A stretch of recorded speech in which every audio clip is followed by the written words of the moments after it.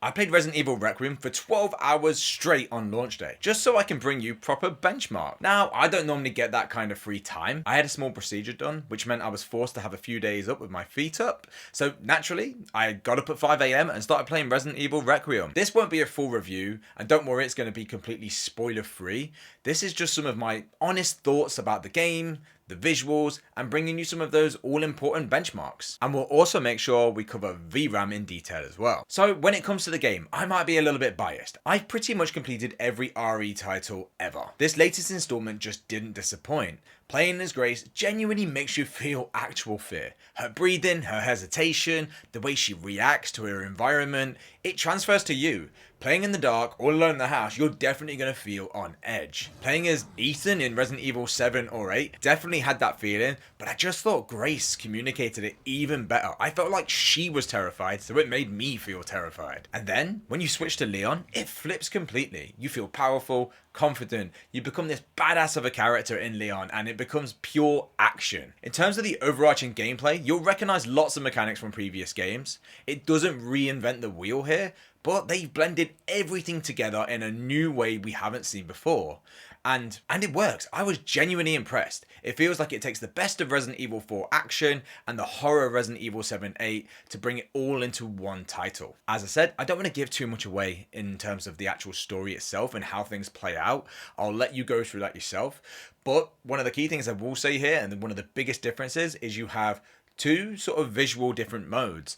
With Grace, you're first person, and with Leon, you're third. It does give you the option to change it at any time. However, I let the game stay on its recommended settings of keeping Grace in first, and it definitely increases the immersion when it comes to the horror side of things. And then when it's third person, you can embrace all the action and all the glory when you're Leon kicking ass. So the visuals, technically, it is stunning.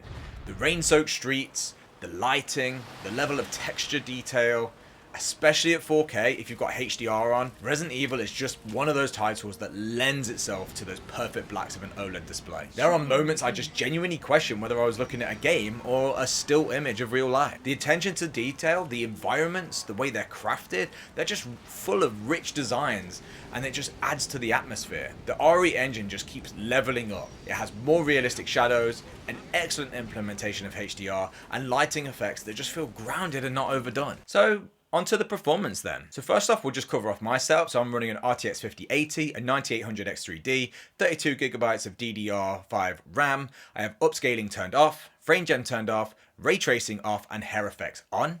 I restarted between every change. I used the same repeatable scene and multiple passes for consistent averages. One thing to note, it maybe isn't the most demanding scene, but it was a scene that gave me the most consistency, so your mileage might vary depending on heavier scenes in the game. And as a quick blanket note, my RAM never exceeded 14GB, so if you've got 16GB of total RAM memory, you're going to be fine. Also, I know not everyone will have this setup, but the point here is to show you how it scales between resolution to different settings and the impact it has on VRAM.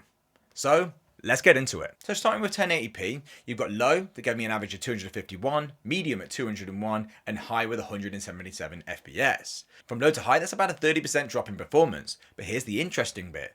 Low to medium cost about 20%. Medium to high only cost about 12%. The differences between medium and high, honestly, if you're not looking for it, you're not always going to be able to see it. However, that being said, high is pretty efficient.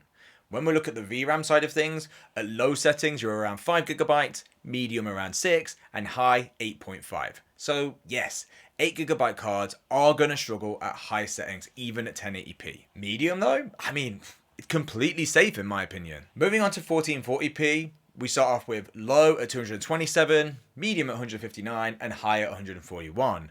From 1080p high to 1440p high, you lose about 20%, and that's very reasonable scaling in my opinion. Low to high is roughly about a 38% drop, and when it comes to VRAM, you've got medium sitting at around 6.8GB, and high just under 9. So again, medium is the sweet spot if you're on an 8GB card. However, I personally think this is great right here. 1440p medium settings is a fantastic experience. I say medium, but in the game it's actually badged as normal. Now coming to 4K, we're getting 139 average with low, 99 at medium, and 89 at high. From 1080p high to 4K high, that's just under a 50% drop.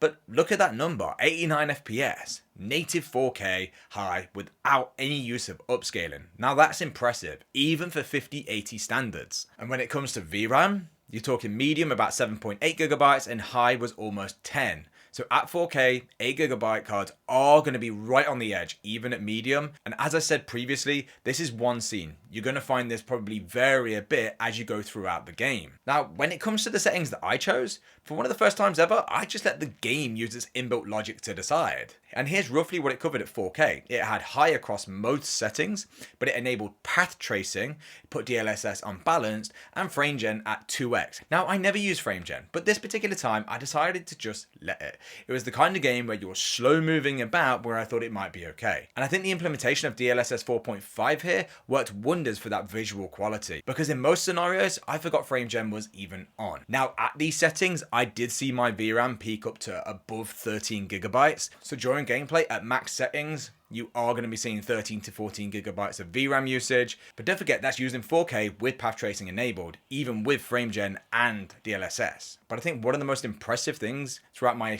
whole gameplay was I didn't see one stutter. Not one hitch, it was butter smooth. And what impressed me more wasn't just the FPS, it was how sensible those auto settings were. It didn't over push unnecessarily. It actually seemed to make balanced decisions, and that's rare. So as a quick mention here as well, I've also seen reports of this running surprisingly well on the Steam Deck. We know it's been released for the Switch 2, but I've had some comments on my other videos saying that they're running at low to medium settings on the Steam Deck just fine. And for a brand new AAA title in 2026, that says a lot. That's not brute force. That's pure engine optimization.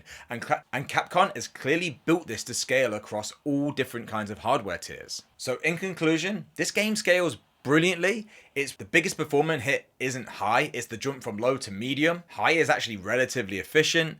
VRAM climbs predictively with resolution, and 8GB cards can absolutely run this game, just don't expect to max out everything, especially at 4K. In my personal opinion, Capcom deserves some credit here. It's got a great story, it's got great visuals, and genuinely impressive optimization, which is just something you can't say about a lot of AAA releases these days. Even when you've got a great story and a great game, often it's let down by optimization. And if it's not that, it's often the other way around. A game with no depth, but runs well. So if this helped you in any way, drop a like, drop a subscribe. Let me know the GPU that you're running this on in the comments. I'm genuinely curious to see what you're running. I've dropped some links below in the description of some of my favorite hardware.